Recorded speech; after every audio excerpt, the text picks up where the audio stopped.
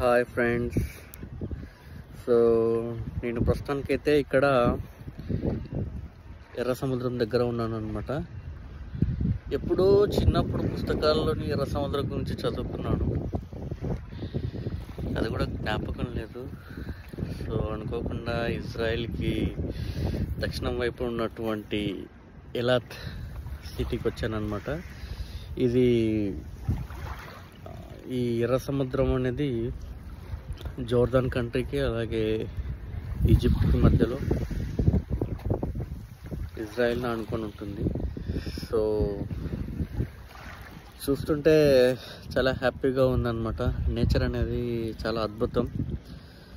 So చాలా చాలా హ్యాపీగా ఉంది. ఎర్ర సముద్రం చదువుకున్నదే తప్ప ఎప్పుడు చూడలేదు. సో దగ్గరుండి చూస్తున్నందుకు చాలా సంతోషంగా ఉంది.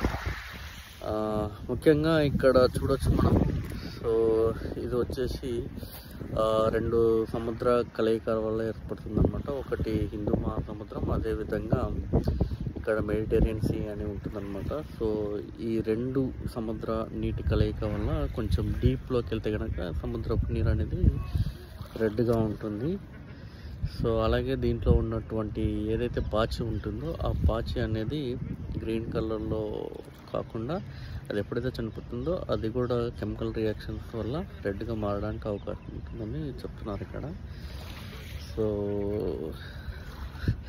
టైం అనేది ఎవరు ఎప్పుడెక్కడ ఉంటారనేది నిర్ణయిస్తుంది.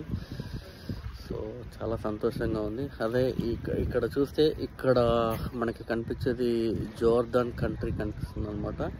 ఇటువైపు నేరుగా వెళ్తే సౌదీ వస్తుంది, ఇటువైపుగా వెళ్తే కనుక ఈజిప్ట్. ఆల్మోస్ట్ నేను ఈజిప్ట్ బార్డర్లోనే ఉన్నాను.